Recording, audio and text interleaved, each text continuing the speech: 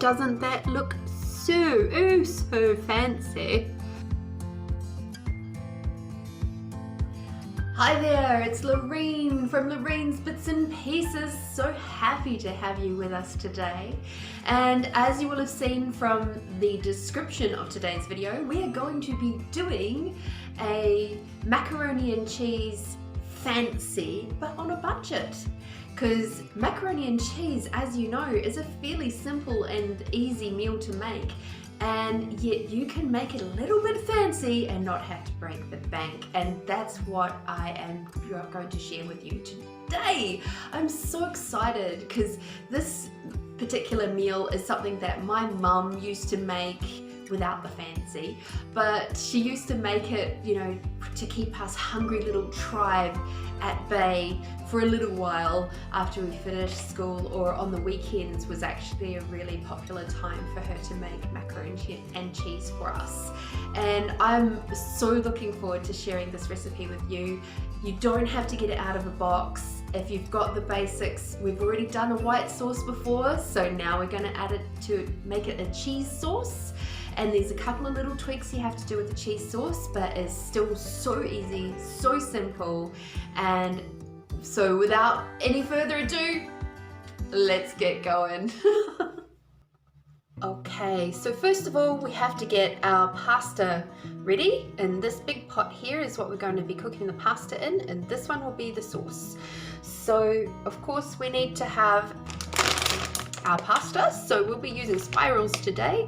I love to use pasta that has like ridges and stuff in it for macaroni and cheese, because then the sauce gets stuck in those ridges and you get even more sauce with your every mouthful, which is just so good.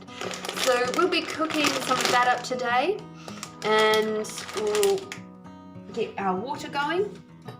So we've got some boiling water in here.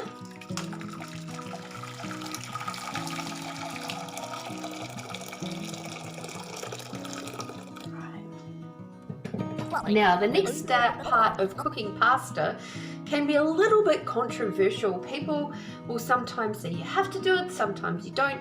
Do what works for you. For me personally, I actually really love putting a little bit of olive oil in my water.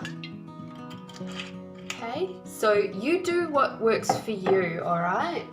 And then the other thing I do is I salt the water. Okay. So that's the two things that I do for when I cook pasta. But when you cook pasta, you do you. If you find that cooking without the salt and without the oil works for you, then you do you, okay? And, sorry, crunkly. So as you can see, it says cooks in 10 to 12 minutes for this particular brand of pasta.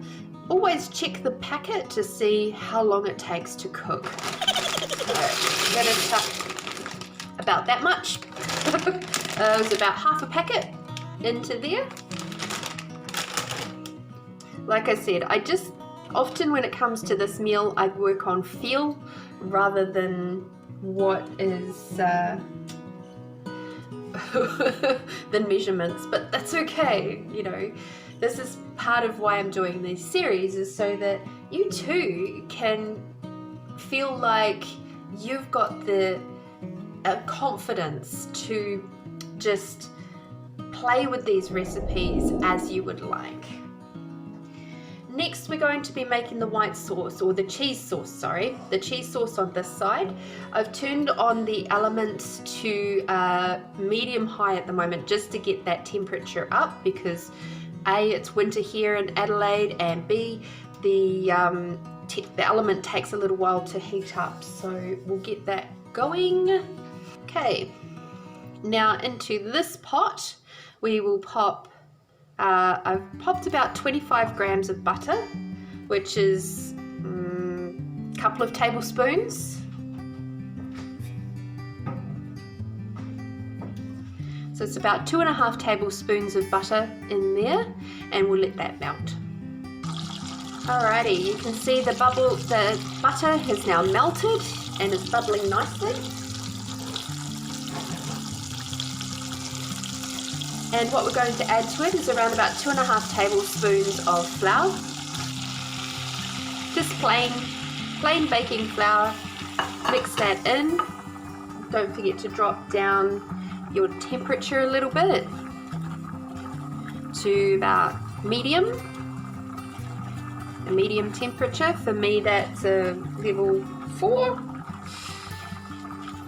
But the more often that you make a white or a cheese sauce, the easier it'll become for you to recognize what your temperatures are for these sorts of things. You'll know if you've got it too high because things will start to brown and burn, and you don't want that. Okay, so we've gotten very quickly to that nice fluffy stage. Okay, and that's what we want. We want that flour to cook a little bit. So we're getting, that looks really, really good. That's looking lovely. Okay, and now we have the milk. If you remember, we've got to add the milk slowly. So I've got around about 1.5 cups of milk here. Like I said, normally I just work on feel, so you'll get to know for yourself what's appropriate for you. Okay, a little bit at a time, mix it in. Okay, turn into like a dough, that's okay. A little bit more.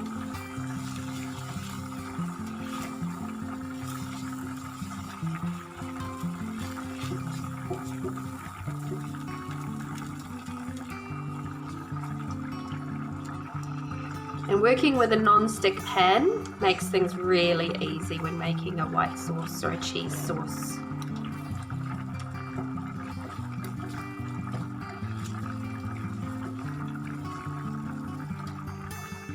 My grandma, who worked in a kitchen for a long, long time, she actually makes white sauce and cheese sauce in the microwave oven. So how cool is that? And if I remember rightly, what she does is she puts the flour and any salt and pepper, she mixes it in with the milk, and then she just pops it in the microwave for 30-second bursts, and she just stirs it up in between until it's as thick as what she wants.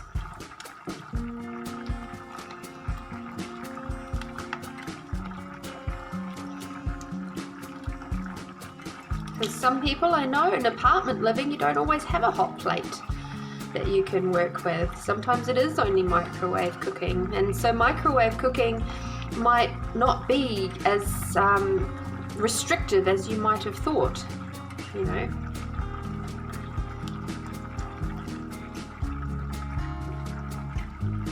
That's coming together really nicely. Now the other thing to note with a cheese sauce is that you want your sauce to be just a little bit runnier than you would with a white sauce, okay? And the reason for that is that the cheese thickens up the sauce again. So I'll pop the rest of that in there. We might still add a little bit more milk yet, we'll just have to wait and see.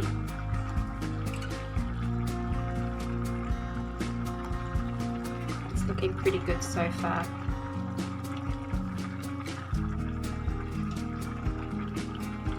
Okay, next we have the magic parts of my macaroni and cheese. So on this little plate here, I have some pepper, some salt, some paprika, some chili flakes, and now obviously these things, everything is optional.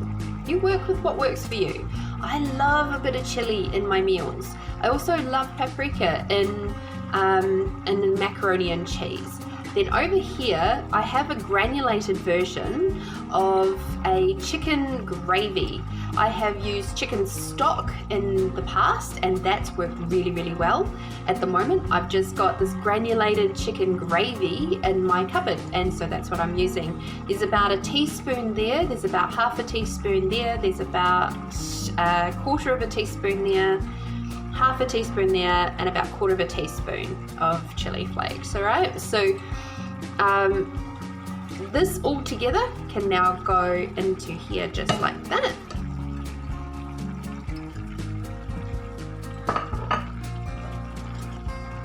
And we mix it in. And the really fun part is when you use things like chicken stock, like a granulated chicken stock or a gravy or something like that, it does change the color, and that's fun to watch too. You can also add other stuff like ground mustard. I have from time to time had curry powder. You can put curry powder in there. You can put all sorts of different things. Mac and cheese doesn't have to be boring.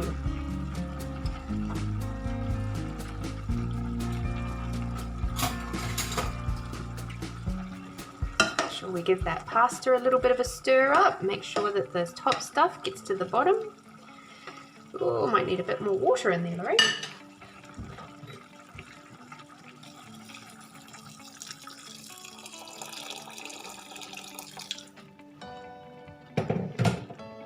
And a little bit more room to grow.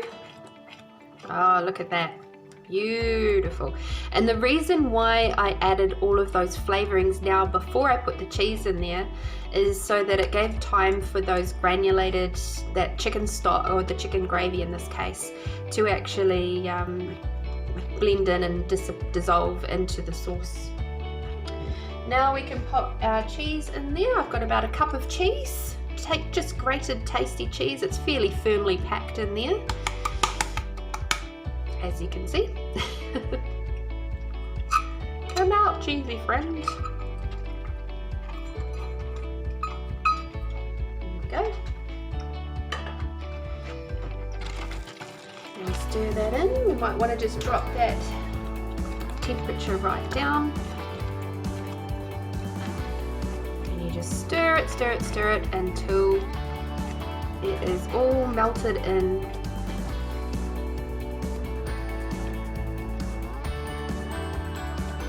It's looking pretty good. And yes, it does have a little bit of a yellowy pinky hue to it, thanks to that paprika going in there and the gravy. Thickness wise, it's looking pretty good. It's not too thick and not too thin. Alright, let's do a quick taste test. Make sure everything is, the seasonings are correct. Yep, perfect. And there's the beeper for the pasta. There we go. Temperature, all the elements are off now. And we'll go and drain this in the colander, or with the lid. We just put the lid on there and drain it to the side, and then I'll come back. Okie dokie, so there's the pasta, it's drained. Here is our cheese sauce, and all you do is you just pop the cheese sauce straight in there.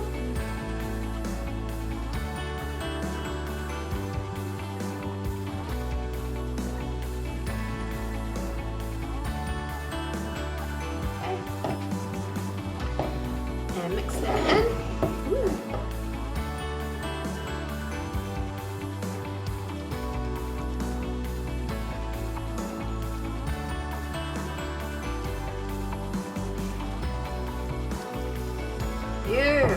Doesn't that look delicious?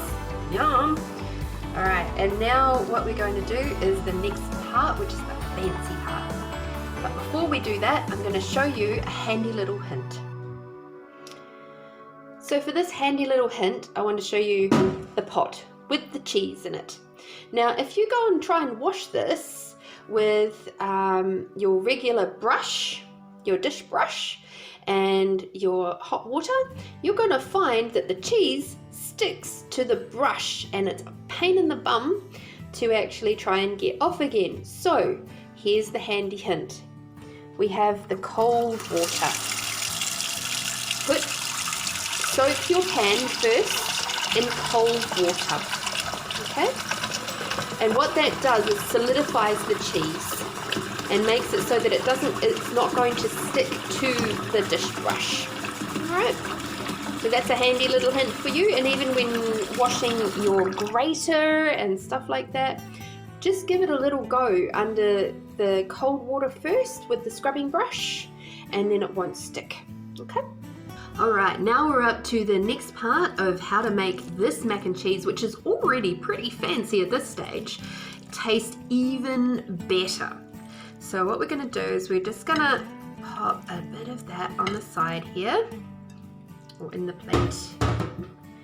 We're going to get some of this, which is rainbow trout fillets. Now you can use whatever fishy, or you could even use ham or bacon, you could use chicken, you could use whatever you like. Maybe you've got a little bit of leftover roast chicken from yesterday's dinner or something sitting in the fridge, and thinking, what are you going to do with it? Here's the moment that you can use that. Okay, so what we'll do is we'll take this and I'm going to drain off the oil, and then we'll be flaking it over top of here. Alright, so we've got our rainbow trout fillets, and I'm just going to take that and just break it up a little bit. And this little tin here will actually do 2 servings, no problems at all. And you just gently pop it over the top. Flake it up. Come on, little fishy, out of the tin. Okay. And just have it right on top there. Okay.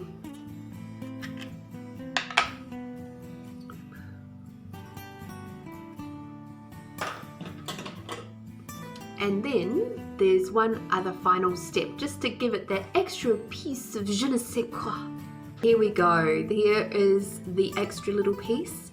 Now obviously we can just pluck off a piece and pop it on the side there, but you know, how many people are actually going to eat that? Not too many. So I use my handy dandy scissors, because I just can't be bothered chopping today. This is supposed to be quick and easy. I don't want to have too many bits and pieces. Haha, bits and pieces to have to wash up afterwards. And we just sprinkle that over there. Here we go. Boom. Done. And that is your meal. Oh my goodness. And it smells delicious. It smells really amazing. I'm not just saying that because I'm looking at it, and I'm looking forward to having that for my lunch today. Alrighty, so let's get on to taste testing time, shall we? It already smells absolutely incredible. Here we go. You ready?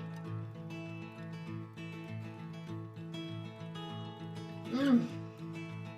Oh my god, yes. Mmm. Do you know what? Fresh parsley makes all the difference to this dish. The other day when I made it, I didn't have any fresh parsley, so I just used a little bit of dried parsley, and while that was really nice, the fresh parsley just adds a lovely little top note to all of those flavors coming together. The chili, I know it looked like I put a good amount of chili in there. It just adds a nice little bit of a twang, but not too much or anything. I think most people would actually be okay with that much chili, unless you have a major aversion to chili, of course. But all in all, this is really, really, really tasty. Yum. I want to dig into this right now, as you can tell. So get out there, get creative. I love the chicken flavors of using a chicken stock. I've used beef in the past. I didn't enjoy that so much, which is why I used the chicken. But you do you, my friends. If you don't like chicken stock, if you're vegetarian or whatever, then don't do it. But just do you. Enjoy making stuff like this. Be creative. Try different things. You could put a few different herbs in the sauce if you wanted to. You could put thyme, you could put rosemary, you could put sage, you can add a little bit of onion to the sauce if you wanted to. You could put chives in the sauce if you wanted to. There's so many different ways to play with macaroni and cheese. It doesn't have to be just plain, boring white sauce, cheese and pasta.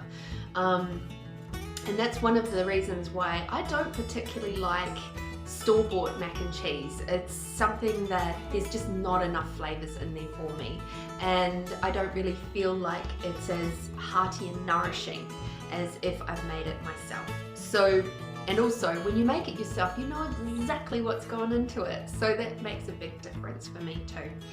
So yeah, how do you like your mac and cheese, I wonder? And pop your comments below. I'd love to hear your variations on this incredibly easy, simple dish on a budget that looks really super fancy. Thank you again for subscribing to this channel, watching my videos. I'm so absolutely freaking grateful for all of you. Thank you, thank you, thank you. Please feel free to watch another of my videos, whether it be a cooking video or maybe the bath one from last week, up over here. And I would be so grateful if you could subscribe up over here. Have a lovely, delicious day, my friends. Be bold, be brave, be you, and I'll see you on the next one. Mwah.